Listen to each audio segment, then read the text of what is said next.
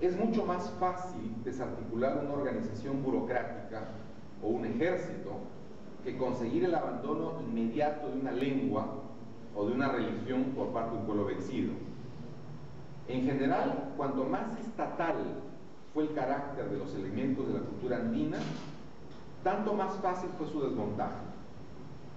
Debido a su condición reciente, ya comentada, dentro del cuadro cronológico andino, y consecuentemente, merced a su relativa fragilidad y poco arraigo, las estructuras políticas y administrativas del Tahuantinsuyo desaparecieron en pocos años. Por otro lado, más lenta fue la desestructuración de las antiquísimas tradiciones regionales sobre las cuales se había superpuesto el dominio cusqueño, que mostraron un carácter bastante más permanente que el incario. Este fue el caso de los grupos étnicos como el Lupaca en el lago Titicaca o el de los Chupaicho en Huánuco, cuya organización era todavía observable varias décadas después de llegar a los españoles. Finalmente, ya en un plano microrregional, los ayus, o linajes ancestrales de parentesco, que eran una especie de células del organismo andino, fueron las unidades sociales que pudieron preservar mejor gran parte del acervo lingüístico, tecnológico, artístico y religioso del mundo precolombino peruano.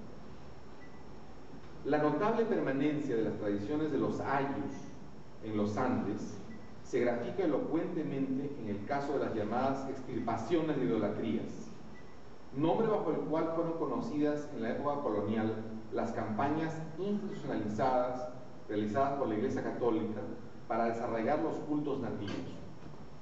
Es duro decirlo, pero seguramente en 500 años más vamos a ver a Pizarro con la naturalidad con que los franceses ven a Julio César.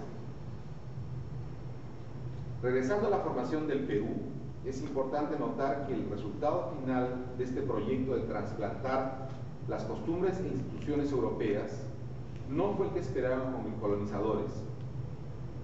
En términos globales, el largo proceso de la tensión secular entre la cultura europea y la autóctona terminó dando nacimiento a muchos elementos con una personalidad propia. En una circunstancia que solo es comparable con el caso de México, los españoles escogieron el área del Bajo y del Alto Perú, que son los actuales territorios peruano y boliviano, como el asiento de su principal centro político, económico y cultural en Sudamérica. En una época en que España dominaba el mundo, España en los Estados Unidos de esa época, o como fue en la Inglaterra en el siglo XIX, en el siglo XVI era España la que dominaba el mundo. La importancia de esta área colonial, que alcanzó su clímax en la época de la dinastía de los Austrias en España, tuvo relación directa con su condición de proveedora de plata para la metrópoli y con un dinamismo socioeconómico interno cuya importancia solo ha comenzado a ser recientemente establecida por los investigadores. Tanto en términos demográficos como en lo referido a su desarrollo arquitectónico, ciudades como Lima o Potosí eran durante el siglo XVII perfectamente comparables a muchas ciudades europeas del mismo tiempo. Lo peculiar del caso peruano residió en que el espacio que ocupó este emporio colonial coincidió precisamente con el área sudamericana, donde había tenido lugar desde mucho antes de la conquista, como hemos visto, el desarrollo de las altas culturas autóctonas. Este apogeo del orden colonial en el clímax del Imperio Español, en el antiguo territorio de los incas, dejó, no cabe duda, una marca indeleble en la cultura peruana y proporcionó, por otro lado, una intensidad especial a este complejo contrapunto cultural entre los elementos indios e hispánicos. Imagen 11. La imagen muestra el matrimonio de Martín García de Loyola, que era sobrino de San Ignacio de Loyola, que no era cualquier persona en España, casándose con la ñusta Beatriz Clara Joya, hija de Saidi Túpac. Este cuadro existe hoy en el Cusco, en la iglesia de la Compañía, y expresa en sentido plástico este concepto anterior. La siguiente imagen.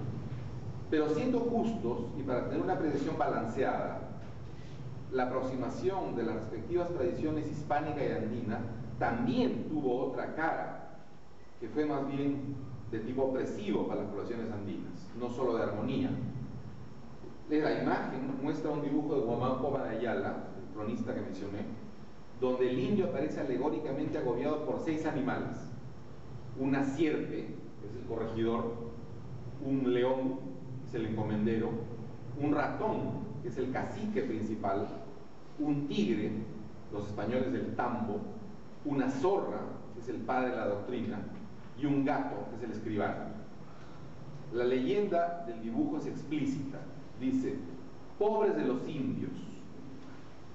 Ahora, es interesante observar, notar que el indio aparece explotado no solo por los españoles, sino por sus propias autoridades étnicas, como lo atestigua la mención al cacique principal.